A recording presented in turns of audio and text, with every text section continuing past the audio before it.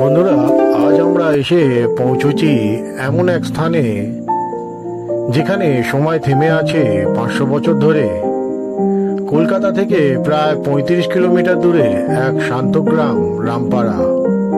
এখানে বিরাজ করছেন মা সিদ্ধেশ্বরী কালী, তার চিরন্তন শক্তি ও কৃপা নিয়ে।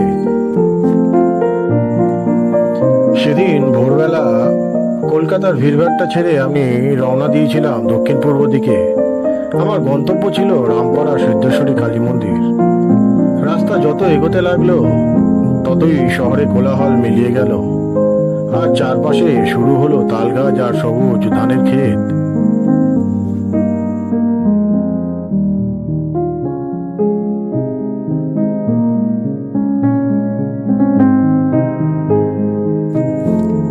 এই সিদ্ধেশ্বরী কালী মন্দিরের গল্প শুরু হয় প্রায় 5 শতক আগে। নন্দী পরিবার প্রতিষ্ঠা করেছিলেন এই মন্দির, আর আজও তার উত্তরসূরিরাই এর রক্ষণাবেক্ষণ করে চলেছেন। দেবীর মূর্তি কাঠের, হ্যাঁ সত্যি 500 বছরের পুরনো কাঠের মূর্তি, যা আজও পূজিত হয় প্রতিদিনের আচার অনুষ্ঠানে। এত বছর ধরে কিভাবে এটি অক্ষত রয়ে গেছে তা হয়তো এটাই মা কালীর আশীর্বাদ। এটি হলো জগন্নাথ দেবের মন্দির। এই মন্দিরে জগন্নাথ দেবের পুজো রোজই করা হয় এবং রথযাত্রার সময় এই জগন্নাথ দেবের মন্দির থেকে রথযাত্রাও করা হয়।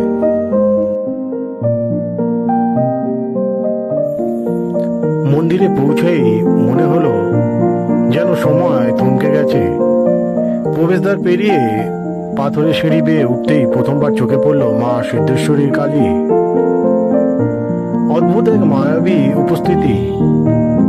কাঠের সেই মূর্তিতে 500 বছরের ছাপ, কিন্তু মনে হলো যেন মা আজই এসেছেন, সদ্য প্রণাম নিলেন।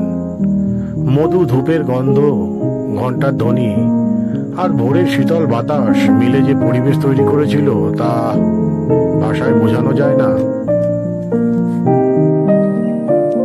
মন্দিরটিতে অনেকগুলোই দরজা দেখা যায় এবং প্রত্যেকটি দরজার উপরেই মায়ের বিভিন্ন সময়ে কালী যে রূপ, সেই রূপের মূর্তি আঁকা আছে।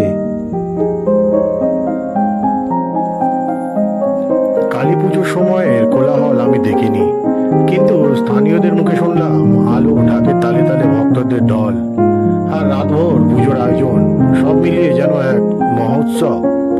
তবে সাধারণ দিনেও এখানে দাঁড়িয়ে যে শান্তি পাওয়া যায় তা অনেক বড় উৎসবের অনুষ্ঠানকেও ছাপিয়ে যায়। এই সিদ্ধেশ্বরী কালী মন্দিরে আসা মানে শুধু দর্শন নয়, এটি এক আধ্যাত্মিক যাত্রা। এখানে দাঁড়িয়ে বোঝা যায় কেন শত শত বছর ধরে ভক্তরা প্রজন্মের পর প্রজন্ম এই পথে এসে মায়ের চরণে নত হয়েছে।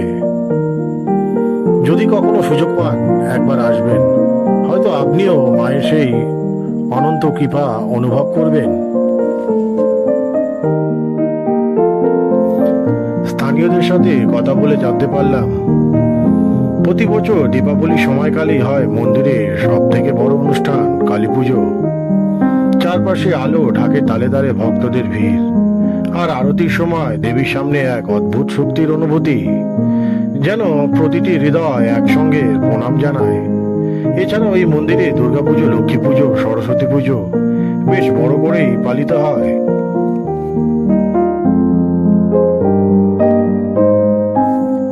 মন্দিরের স্থাপত্য মধ্যে আছে বাংলার গ্রামীণ সৌন্দর্যের ছোঁয়া। প্রবেশ করলেই চোখে পড়ে উঁচু গম্বুজ, ছোট ছোট অলঙ্কৃত জানালা আর প্রশস্ত প্রাঙ্গণ। প্রাঙ্গণের একপাশে আছে শান্ত পুকুর, যেখানে ভোরবেলায় ঘণ্টার ধ্বনি আর শঙ্খের আওয়াজ মিলেমিশে এক অনন্য পরিবেশ তৈরি করে। এই মন্দির কমপ্লেক্সে রয়েছে একটি জগন্নাথ মন্দির, পঞ্চানন দেবতার আসন, রথ এবং অতিথিশালা। আসুন বাবু, ভেতরে আসুন। মায়ের দরবারে দাঁড়াতে হলে মনটা আগে শান্ত করতে হয়। মন্দিরে পুরোহিতের মুখে এই কথাটি শুনলাম। আমি এই মন্দিরে পুজো করছি প্রায় 40 বছর ধরে।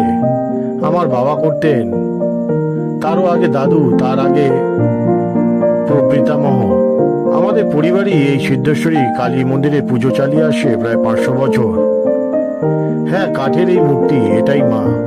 শুনেছি এক সাধক এক গভীর ধ্যানে এই মূর্তিটিকে স্বপ্নে দেখেন। সেই স্বপ্নের নির্দেশেই নন্দী পরিবার এটি স্থাপন করেন। তখন থেকেই মা আছেন তার কৃপা।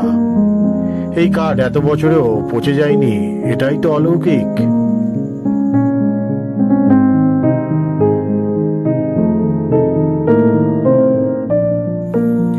কালী পুজো রাতে আপনি আসবেন, দেখবেন আলোয় ভরা পুরো প্রাঙ্গণ, ঢাকের শব্দে কেঁপে উঠেছে আকাশ।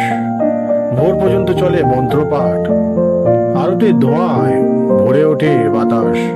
কিন্তু জানেন বাবু, আমাদের কাছে সব থেকে বড় অনুষ্ঠান হয় প্রতিদিন সকালে, যখন আমি একা মায়ের চোখের দিকে তাকাই। মনে হয় তিনি মৃদু হেসে বলছেন, আমি আছি।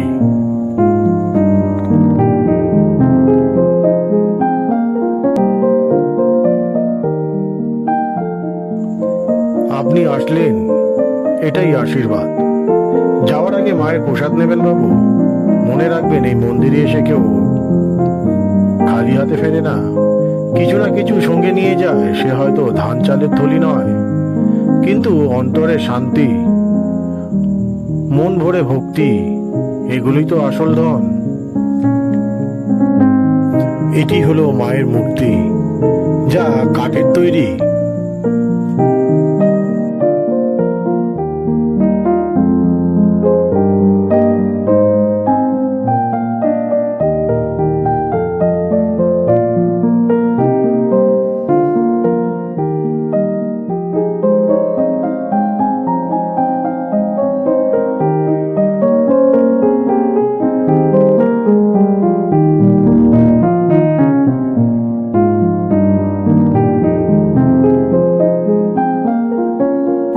এই সেই পুকুর।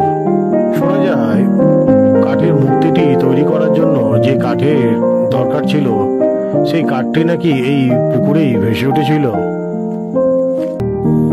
ফিরে আসার সময় মনে হচ্ছিল আমি যেন কিছু নিয়ে ফিরছি, কিন্তু তা হাতের মুঠোয় ধরা নয়, বরং এক অন্তরের গভীরে লুকিয়ে থাকা এক প্রশান্তি, এক বিশ্বাস যে মা সিদ্ধেশ্বরী আছেন আর তিনি তার সন্তানের খেয়াল রাখেন।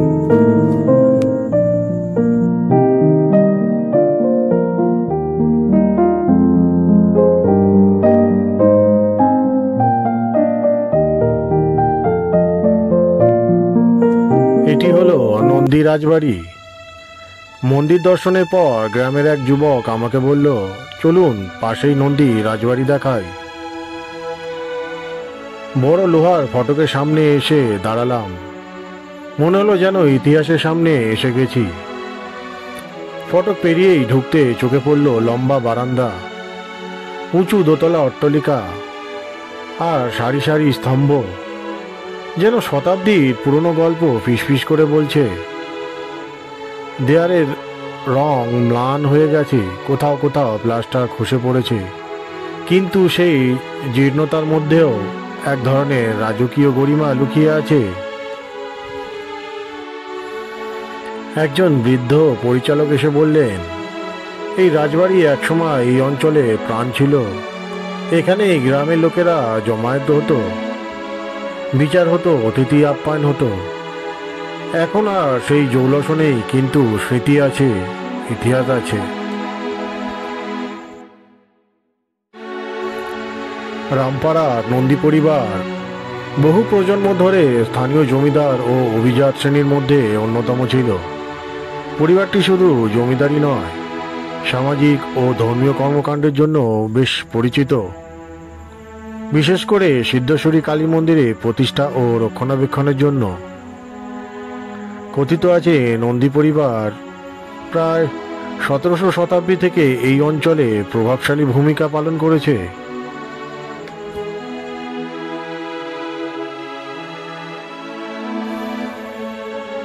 এই নন্দী রাজবাড়ি একসময় ছিল বড় আকারে দোতলা অট্টালিকা, যার নকশা ইউরোপীয় ক্যালেনিয়ান স্টাইলের সঙ্গে বাংলার ঐতিহ্যবাহী স্থাপত্যের মিশ্রণ দেখা যায়। বড় লম্বা ফটক, লম্বা বারান্দা, স্তম্ভ শোভিত প্রবেশপথ, সব মিলিয়ে এক রাজকীয় পরিবেশ ছিল এখানে। ভিতরে আছে ঠাকুর দালান, যেখানে দুর্গাপুজো এবং অন্যান্য ধর্মীয় অনুষ্ঠান হতো। কাছেই মন্দির প্রাঙ্গণ, আছে পুকুর এবং অতিথিশালা, সবই রাজবাড়ির জমির অংশ।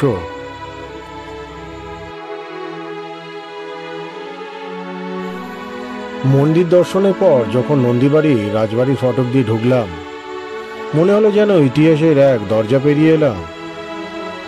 উঁচু স্তম্ভ, লম্বা বারান্দা আর ঠাকুর দালানের মৃদু গন্ধ, সবকিছুই যেন অতীতের গল্প বলে দিচ্ছিল। এখানেই একসময় অনুষ্ঠানে ঢাক বাজত। রাজবাড়ির উঠানে বসে গ্রামের মানুষ পুজোর আনন্দ ভাগ করে নিত।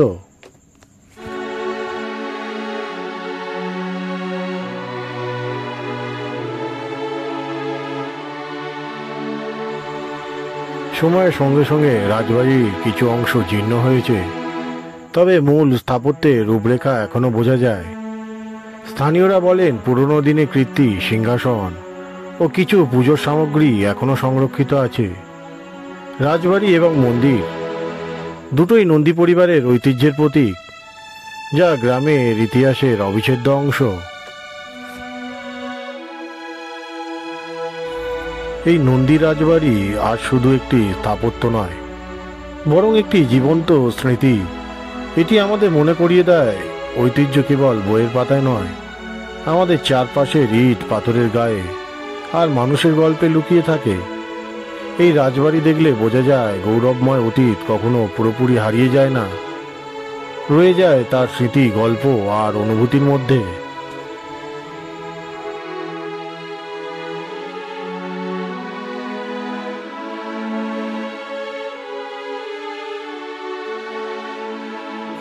রাজবাড়ির পাশেই রয়েছে একটি পুরনো পুকুর। শান্ত জলের ধারে দাঁড়ালে শোনা যায় পাতার মর্মর, পাখির ডাক আর কল্পনায় ভেসে ওঠে একসময়ের আনন্দমুখর অনুষ্ঠানের দৃশ্য। পুকুর ধারে দাঁড়িয়ে আমি এক মুহূর্ত চুপ করেছিলাম। মনে হচ্ছিল মন্দিরের ঘণ্টার ধ্বনি আর রাজবাড়ির শূন্য বারান্দা দুটোই যেন সময়ের সাক্ষী। একদিকে ভক্তির চিরন্তন ধারা, অন্যদিকে অতীতের গৌরব স্মৃতি। দুটো মিলে রামপাড়াকে করেছে অনন্য। ফেরার সময় রাজবাড়ির পুকুর পাড়ে দাঁড়িয়ে আমি ভাবছিলাম এই দেয়ালগুলো, এই স্তম্ভগুলো শুধুই ইট পাথর নয়, এগুলো গ্রামবাসীদের জীবনের অংশ, তাদের গর্ব, তাদের গল্প। আর সেই গল্পের একটা বড় অধ্যায় হলো রামপাড়া সিদ্ধেশ্বরী কালী মন্দির, যার সঙ্গে এই নন্দী পরিবারের রাজবাড়ি সম্পর্ক অবিচ্ছেদ্য। বন্ধুরা, আজ এই পর্যন্ত। আমার এই ভিডিওটি যদি আপনাদের ভালো লাগে তবে অবশ্যই লাইক এবং কমেন্ট করবেন। নমস্কার, সুস্থ থাকবেন, ভালো থাকবেন।